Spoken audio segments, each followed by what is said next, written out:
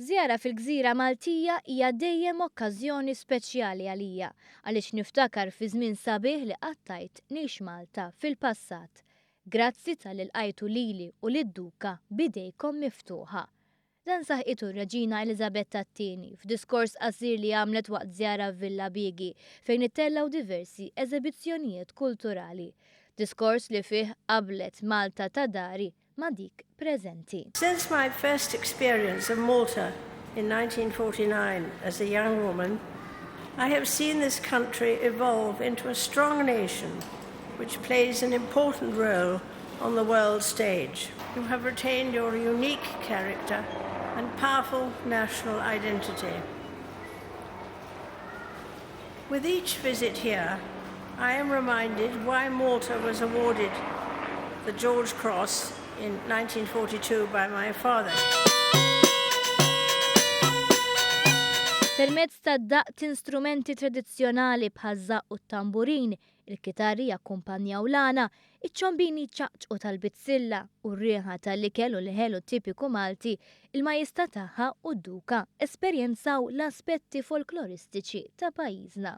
Here today we have seen fine examples of your valiant past being preserved and your preparation for the future.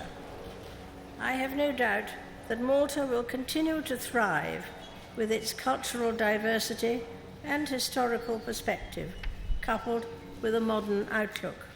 Fi żjara tagħhom il-kopjarjali ttieħdu dawra mal-Mużew ta' Heritage Malta f'Ta' Biegi fejn inkixfet plakka kommemorattiva. Spjegalna x'kien hemm ippreparata lihom iċ-Chairman ta' Heritage Malta, Joseph Buttigieg. Ir-Reġina ġiet hawnhekk biex tara l-laboratorju li għandna tal-konservazzjoni u restawr ta' pitturi, karta u anke ta' affarijiet materjali li huma ta' kostumi. Il-highlight ta' dak li ħatara Reġina huma żewġ kwadri li qed jiġu restawrati mid-dipartiment tagħna tar-restawr. Wieħed minnu tnejn huma antiki ħafna fis-sens li huma tnejn ta' żmien ir-Renessanza. Iżda din l-għodwa ma kienx biss esperjenza sabiħa għar-Reġina għaliex żgur li kienet ukoll esperjenza indimentikabbli għal dawk kollha li ħadu sem. One News tkellem uħud minnhom. Ħadet pjaċir tarana u donna ftakret kemm kienet ħobba l-bizzilla għaliex jien għamil studju fuq il-bizzilla u r-Reġina kull meta kienet tiġi Malta kienet dejjem tieħu pjaċir li anke kienet tordna bizzilla minn Malta. Ġoba ħafna u saqsitni xogħol tal-filigrano, qedtilha imur ħafna mal-filigrano. Prince Philip ukoll oġbu x-xogħol. Għamilna 16 l-item differenti. Għamilna dak li sħun, għamilna dak li ħelu, għamilna dak li kisaħ. Tkellimt, urit interess, tkellimt maħħal fuq il-ħelu, speċjalment dak li huwa relatat ma' festi. Min Ta' Biegi Reġina Elisabetta II flimkien mad-Duka ta' Edinburgh qabdu dajsa u qasmu il-Port il-Kbir. Minkejja rieħ qawwi u twissijiet ta' maltemp, il-baħar tal-Port il-Kbir kien pjuttost kalm u dan grazzi għal Breakwater li incidentalment inbena fil-bidu tas-seklu 20 taħt l-Ingliżi. Fuq id-dajsa Reġina deret tapprezza l-veduti tal-Valletta u l-bliet tal-Kottonera. Meta waslet il-Belt Valletta mbagħad inawgurat dik li qed tissejjaħ il-Commonwealth Walkway. Fidwana Reġina ntwerit irħama li kien kixef mis-siera stess ir-Re George VI waqt żjara li kien għamel f'pajjiżna.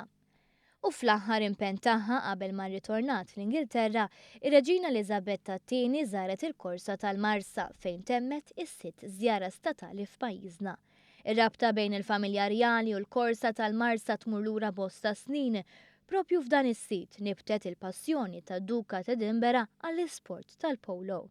Sakemm dam stazzjonat f'pajjiżna Filippo prattika u lab dan l-isport flimkien ma' membri tal-Malta Polo Club li hu propju it-tieni l-eqdem klabb ta' dan l-isport fid-dinja imwaqqaf fl-1868. Il-Prinċep Carlo kompla fuq il-passi ta' missieru metu wkoll fil-polo f'din il-korsa storika.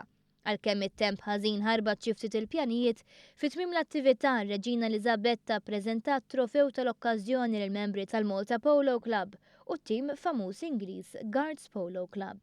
Mill-Marsa għall-Ajruport ta' Malta, fejn mal-President tar-Repubblika ta' Malta spezzjonat il-Gwardja tal-Onur.